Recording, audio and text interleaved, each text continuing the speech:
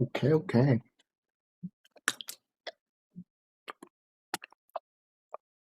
Hello, you're there, right? Just want to double check. Yeah, I'm here. All right, cool. Okay, so today we're going to be just introing databases. Not actually going to use it, just gonna, it's an important thing to know, and you should probably know about it. Here are the topics, what is a database, types of databases, what's like the structure of it, the fact that tables exist and those tables are strictly defined schema and things like that. SQL methods, how do you actually get the specific things that were, how do you retrieve the data from those databases, and just some example, example, sorry. And yeah, it's gonna be pretty short today. Yeah, so basically intro to databases. So what is a database? Basically, a database is defined as a systematic collection of data. So basically, data is stored into and organized in a database.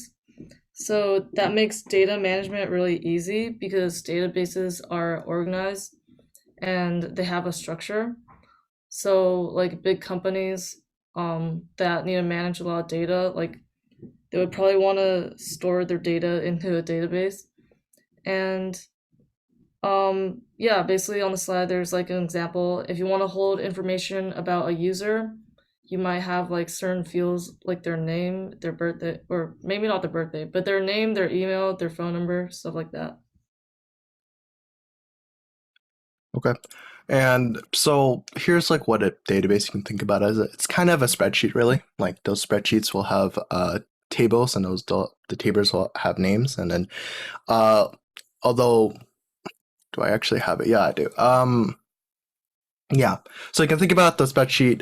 You can think about a database as like a spreadsheet file, and then the tables as like the headers, and then the values as the numbers. So if you look at our next slide right here, which is so this is called Phpmyadmin. It's just a graphic representation of a SQL SQL thing. Because normally, like how you would access an SQL thing, it would just be like a terminal, and you just like type in a few things. But that's kind of boring. So this is a lot better.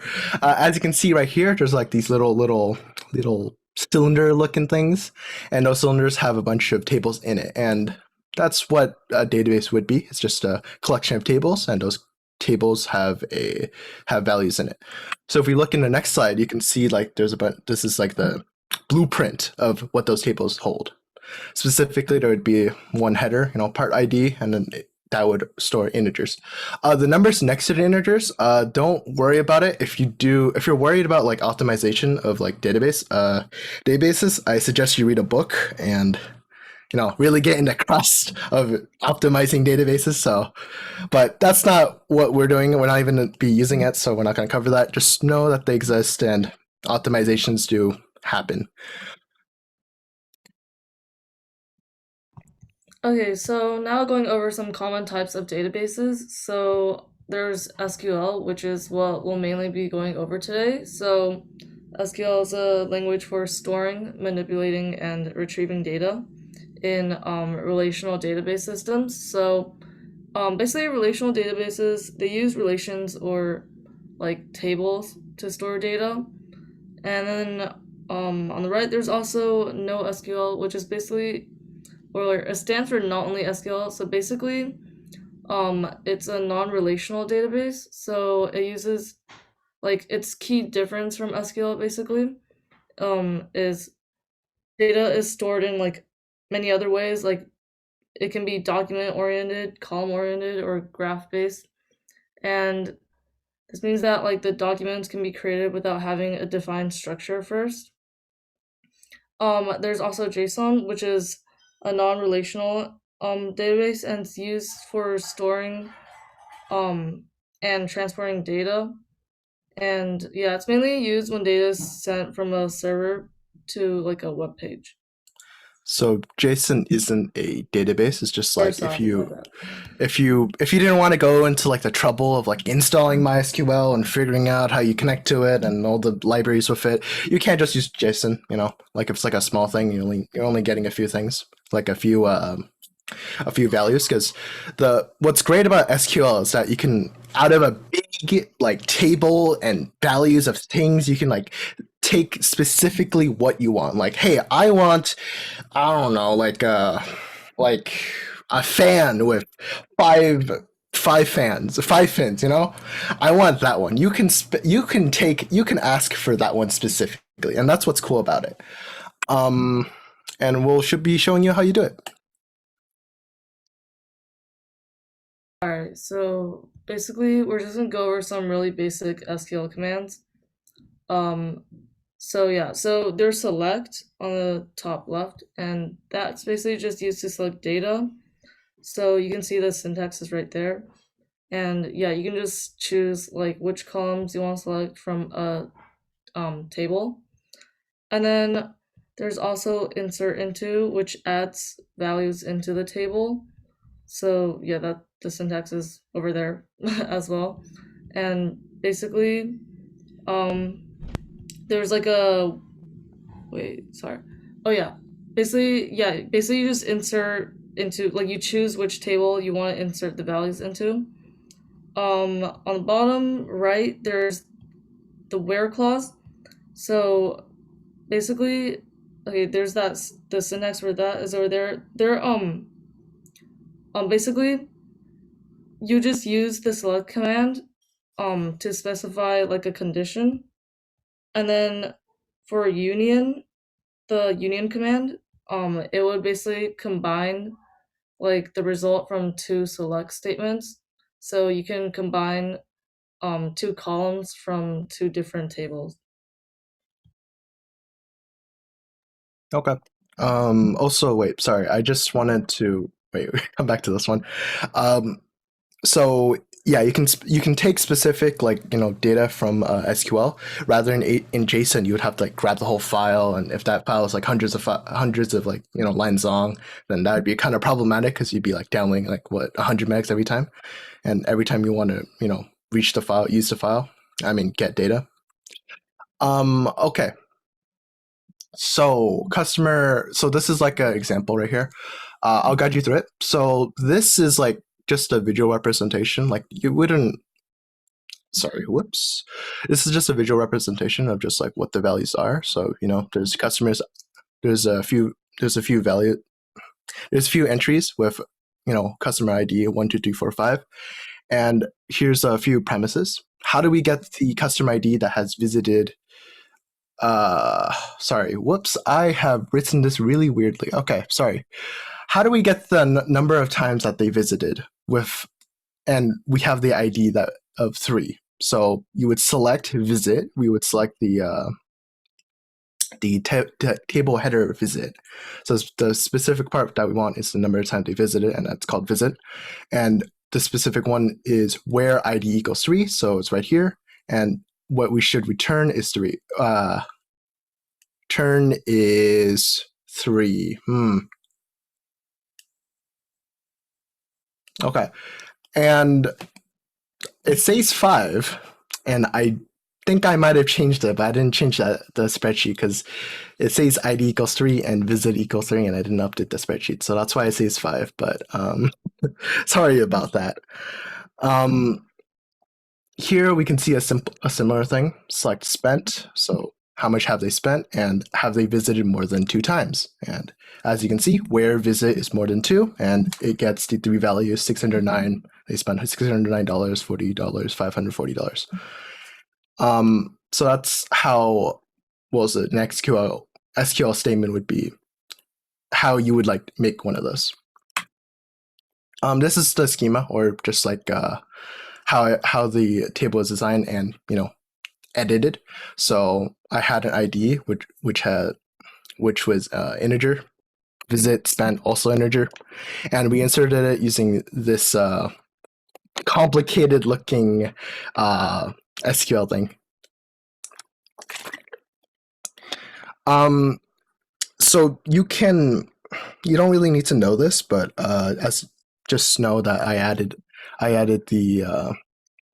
the specific values. So we can see right here, ID equals 3, 5. So I didn't update the spreadsheet, and this is just a representation of the spreadsheet. And The website I use was SQL Fiddle. So if you just want to play around with SQL, there it is, or just blueprint it, and yeah. That's actually it for SQL databases or what we got. Well, can I talk about stuff improv on the spot as I usually do? Yeah, go ahead. Alrighty, let me get my stuff set up then. Okay. I just Did he cut out, or is that just me?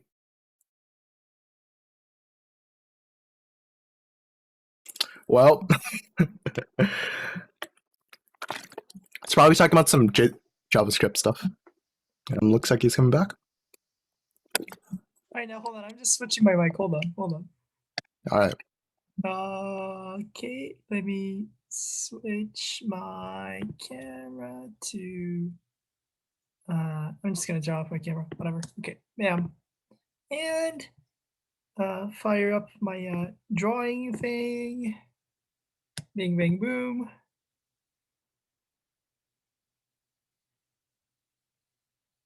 Okay, let me share my screen now. Bam, share. No lag today. Nice.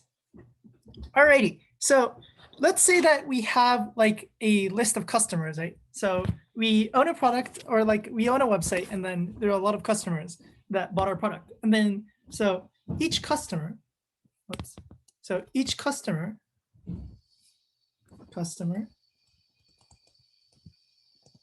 has let's see, a name and I don't know, a credit card number, I guess. Right, and what we want to do is, and also an address, I guess. We need that too. Oops, can't write address. So, and we have multiple customers of this type, right? So say we want to store this inside a database. The easiest, or like the most straightforward way you can think about it is like you create an SQL database that's just a spreadsheet. So you have a spreadsheet that looks like this, and then the columns of the spreadsheet are the ID or the index of the user, the name, draw that down, the credit card, I'm just gonna write CC for that, and then address. I actually can't spell. Okay, address, there you go. So say I'm the first user to ever buy anything on this website. Then my ID would be 0, my name would be Kento, and then credit card number here, address here. And when you add a new user, or when some new customer purchases something on your website, you just add a column, right? And the column just grows infinitely, pretty much. And if you wanted to find a user, you just use this ID, or you can search inside the database by this name. Okay, that's one approach. So again, this is just like having a spreadsheet on or Google Sheets or something, but just like codified, I guess. All right. And the other way you can do it is the NoSQL approach that they mentioned, or Singman and Hillary mentioned. So the way that would work is it's basically a giant JSON object. So if you recall, in JavaScript, there's something called an object, right? And it's like let object is equal to, and then inside brackets, you can have like a property, and then like any value. And then you can have like more properties. And then inside that, you can have another object. And then like, so basically, yeah, an object is a thing where you can store stuff. And NoSQL database is the database version of this idea. So say instead of storing our thing or our users in a SQL database or a spreadsheet like that, let's say we want to have an object. Let object, right? And then here we want to have each user be a key, I guess. So let's say users, and then in here we have user1, And then inside user1, we want to define their name, a string here. We want to define their credit card number. So like some number here. And we also want to define their address. Blah, blah, blah. And then when we want to add a new user, so here's the database with one user inside it. If you want to add a new user, you basically just copy this structure over here, and then you create another one. So let me, yeah, so you, I forgot how to select in this, but anyways, you just add another one. So user2. Oh, whoops, wrong place. So comma over here, and then user2, and then name here, and then other stuff in here, like that. Oops. I actually can't write. Right. So if you look at it from above, you can see how this works. So inside this object, we have an object of users right here. And then inside that, we have each individual user, which each individually have properties inside of them. And the cool thing about NoSQL databases is that each user, these things in here can be completely different. So for example, if one user is like a special type of customer, you can have extra data that's not in other users. And what a benefit of that is like each user can be completely different and unique on their own. But a downside is that you pretty much have like duplicate structures everywhere. So here you can see like name, credit, address. You can imagine if like most people had names, credit cards, and addresses, everyone would have pretty much the same structure. So there's a lot of duplicate data. And so that's one reason. So if you already know the structure of your data, you're probably better off using an SQL database. But then if you have like dynamic objects or like dynamic stuff you want to store, then MySQL or NoSQL might be the right solution. All right, and let me also talk about one more thing. It's called relational. No, yeah. So say that we have users like in here, and then we have users purchase stuff, and we want to have like an array of stuff that users have purchased. So for each user, the most intuitive way you would think is like just have like a purchase list, right? Purchased. And then in the purchase list, have like an array here. That would be the most intuitive way to think about it. But the thing is, arrays aren't a thing in SQL, so you have to get a little bit more creative. And what you have to do is you have to create an entirely new database. And let's call these purchases. Or I mean, entirely new table. So in this table, we're going to have the ID of the person that bought the product, and then the ID of the product.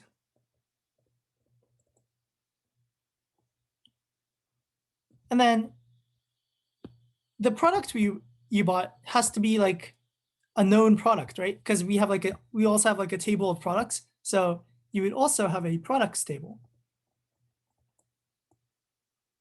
And then in here, so product ID, and I guess I'm like name or something. All right. So the way this would work is each user, when they buy something, you get the ID of the user that bought the product. So say I bought something, then my ID is 0. So I'm going to put that in here. Oops, I'm going to put that in here. So my ID is 0. And then let's say you have like 0, 1, 2. There's a ton of products in here. And then I brought product 2. Then, I don't know. Let's say this is VTuber merch.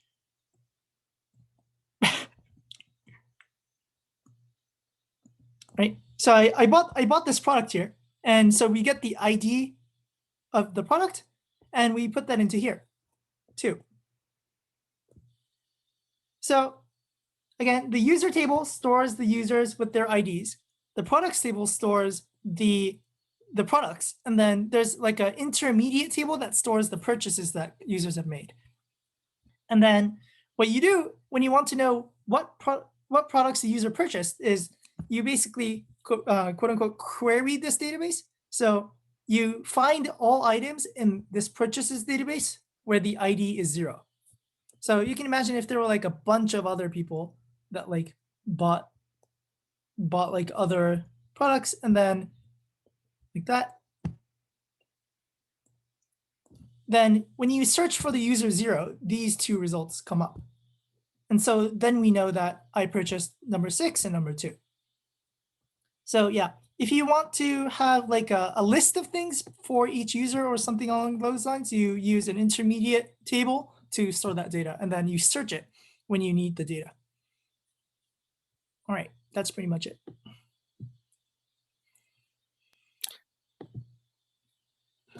Okay. So sign-in code.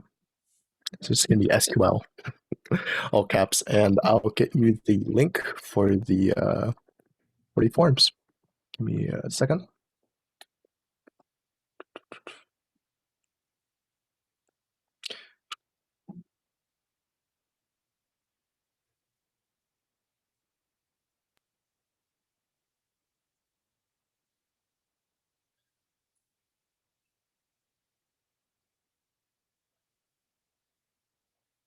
All right, let me read the chat. There were a few funny comments I saw. I just didn't.